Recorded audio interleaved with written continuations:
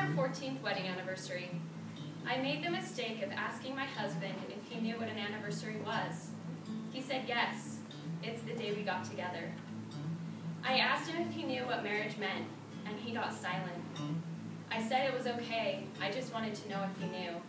And he got really sad and said, no, I'm sorry.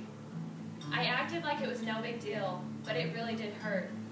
It makes me wonder what I am to him. I'm not a wife, I'm just a caregiver. I try not to dwell, but I can't stop thinking about it. I didn't get married to be a caregiver for the entire marriage. I wouldn't change anything, but it's a very different love. So, again, we are the Alzheimer's Disease and Aging Think Tank. And I chose to take this think tank because I viewed it as the perfect intersection between art and science, the humanities and the empirical. I have a future career in the health sciences, but I also love music and poetry, and this class has been amazing in facilitating all of that. And as mentioned, my name is Lindsay Tarbett, and I am a piano performance major. And I chose to take this class because my grandfather passed away from Alzheimer's when I was 11. And I didn't know him much before he had the dementia. And so I'm here to honor him and his story. So Alzheimer's disease is projected to have a 127% increase in incidence by the year 2025 in Utah. Because of this increase, 50,000 Utahns will have dementia by the year of 2025. And oftentimes the question arises, why Utah? And that comes down to demographics of our population. We have a large baby boomer population, which is going to reach that stage of life where Alzheimer's disease becomes more of a risk. Because of these shocking statistics, about a year and a half ago, several members of our community got together, including doctors and legislators, and they created a task force. With this task force, they wrote a document which is called the Utah State Plan for Alzheimer's disease and related dementias. This state plan has several goals which will hopefully help this as these statistics increase. It was passed in 2012 by Governor Herbert, and it is currently passed without funding. So, where are we at? The goals. There are 5 goals in this plan. One of them is to create a dementia-aware Utah. And part of the reasoning for that goal is that there's a lot of stigma surrounding Alzheimer's disease and related dementia. And what stigma is it's a mark of shame associated with a particular condition. And this mark of shame oftentimes comes from a misunderstanding of what Alzheimer's disease is. And it actually presents quite a barrier for people to connect with their neighbors, to get the diagnosis they need to help them understand life better. The other goal of the plan that we chose to focus on was supporting and empowering family caregivers. We decided to focus on 3 aspects of this goal. The first is courage. We want caregivers to have the courage to be able to advocate for themselves in the community and in our government. The second aspect of this goal was dignity.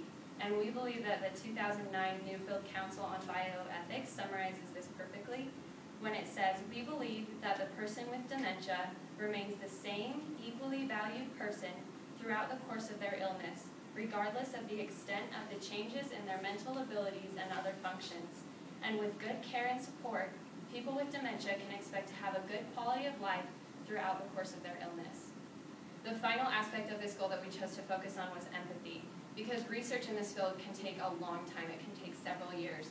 But one thing that we can do immediately is we can employ compassion.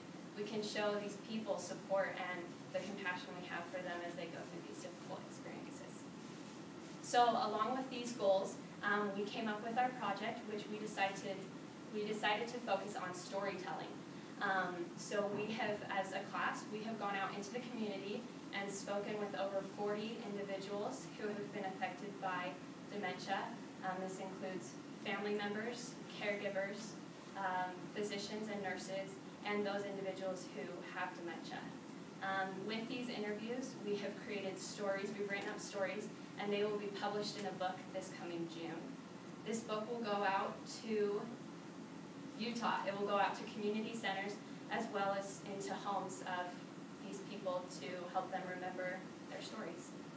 Libraries, doctors' offices, anywhere where we hope that people can pull it open and learn a little more.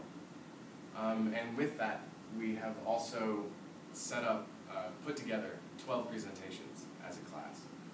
4 of them are on campus, from the Union to the Marriott Library. And these are more formal, informative presentations, which we also have some in the broader community, over in East Mill Creek, down in West Valley, I believe it is.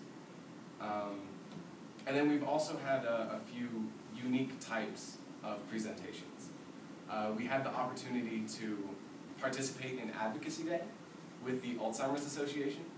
So we were able to go up to the state capitol and have conversations with our legislators about why this is an important issue and needs to be addressed at a governmental level.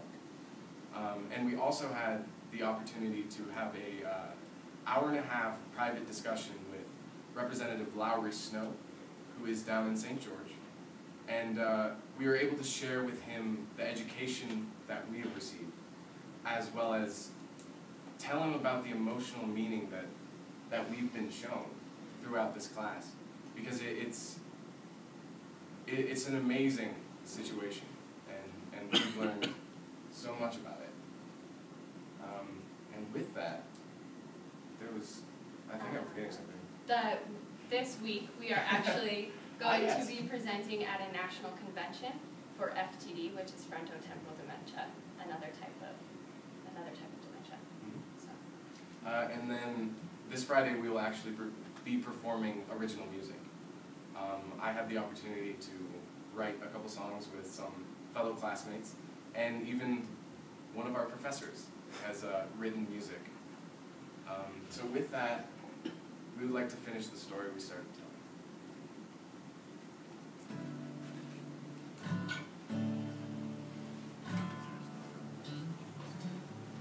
I wouldn't change anything, but it's a very different love.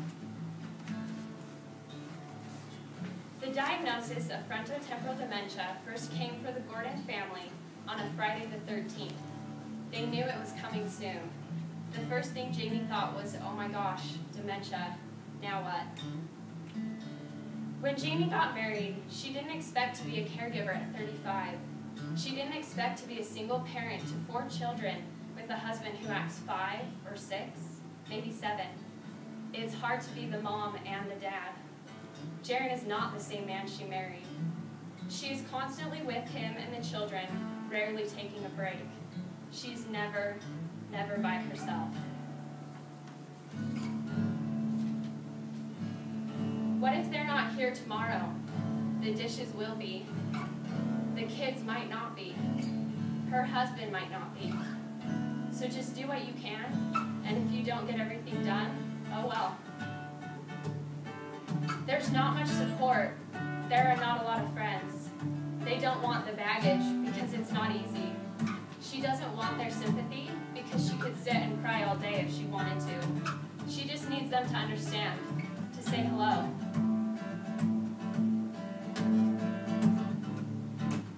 When she got the diagnosis, everyone pretty much split. Jamie is the sole parent and source of income for the family. Nobody will help her because he's so young, but she can only get told no so many times before she stops. Jamie stops asking because every time she asks, she gets told no.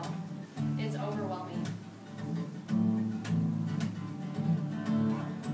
Through it all, Jamie tries to remain optimistic.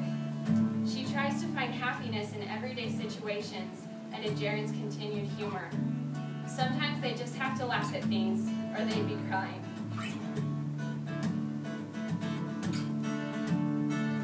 Time.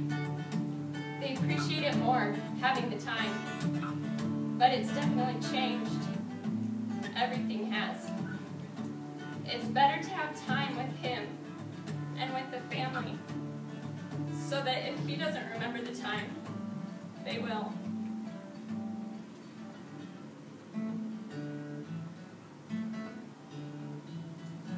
You never know what's going to happen tomorrow, so enjoy it.